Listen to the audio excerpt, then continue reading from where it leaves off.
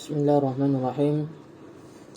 Assalamualaikum warahmatullahi wabarakatuh. Alhamdulillahi wa kafa wa usalli wa usallim ala sayyidina Muhammadin al-Mustafa wa ala alihi wa ashabihi ahli al-wafa. Asyhadu an la ilaha illallah wahdahu la syarikalah wa asyhadu anna Muhammadan abduhu wa rasuluh. Allahumma shalli ala sayyidina Muhammad wa ala ali sayyidina Muhammad, amma ba'd. Pada kesempatan kali ini kita akan membahas tentang apa itu sahabat dan apa itu tabi'in. Dua tema ini, sahabat dan tabi'in, seringkali disebutkan di dalam sebuah ilmu hadis.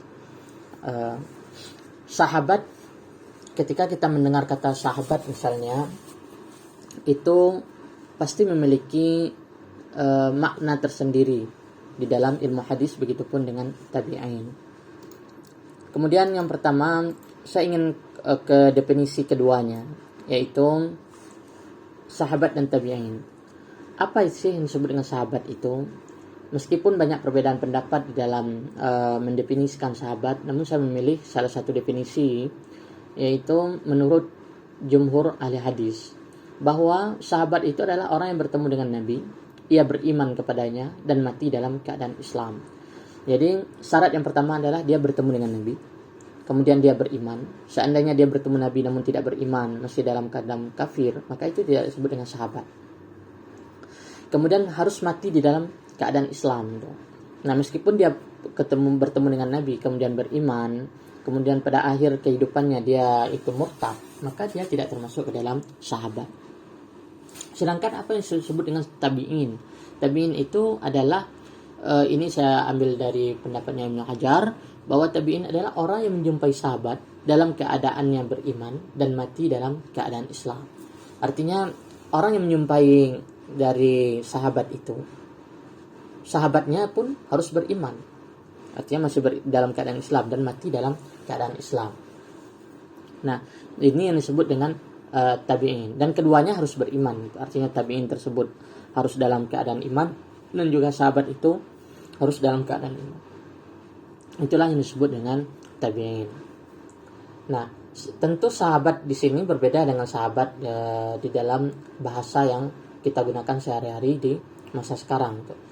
Sahabat itu biasanya lebih dekat daripada sekedar teman. Biasanya kepada sahabat kita menceritakan sebuah rahasia. Kita masih berani mencurahkan rahasia kepadanya. Itu yang disebut dengan sahabat. Sedangkan teman itu biasanya kita lebih berhati-hati untuk tidak menceritakan rahasia-rahasia yang kita miliki. Makanya kalau teman ingin mencapai level sahabat dalam bahasa kita, maka teman itu harus digandengkan dengan kata lain, yaitu karib. Teman karib itu membuktikan bahwa mereka itu bersahabat. Nah, begitupun, tapi sahabat yang dimaksud pada zaman Nabi adalah orang yang bertemu dengan Nabi, kemudian dia beriman, cukup bertemu dan ia beriman dan mati dalam keadaan Islam. Nah, sedangkan tabi'in, orang yang bertemu dengan sahabat, berarti ini adalah generasi ketiga, generasi Rasul, generasi sahabat, dan generasi tabi'in. Nah, orang yang bertemu dengan sahabat, kemudian dia mati dalam keadaan Islam. Jadi syarat yang pertama itu adalah keimanan di dalam kriteria sahabat dan tabi'in ini, bahwa mereka itu harus dalam keadaan Islam.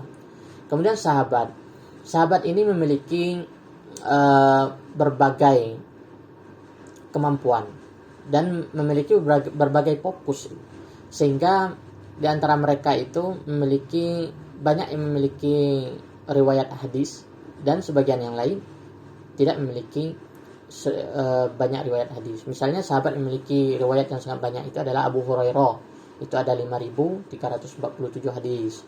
Kemudian Abdullah bin Umar bin Khattab, anaknya Umar bin Khattab, ada 2.603 hadis. Anas bin Malik 2.286 hadis.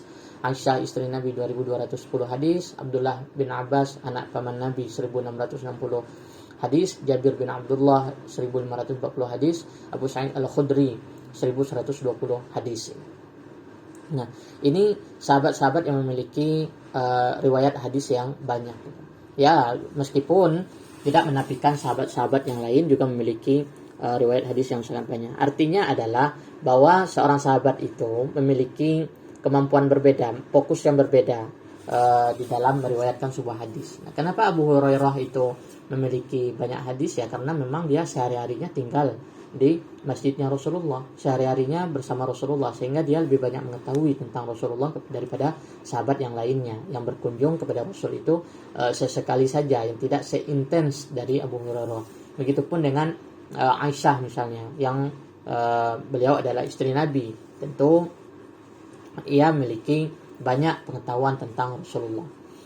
Nah, kemudian menurut Imam Bukhari, jumlah sahabat sekitar 144.000 orang.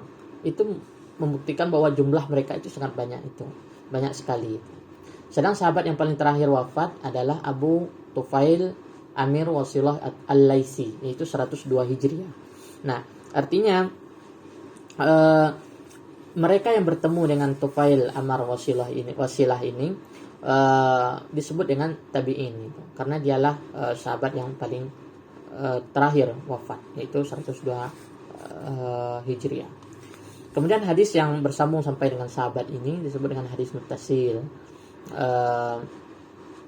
Hadisnya bisa dijadikan sebagai sebuah hujjah itu.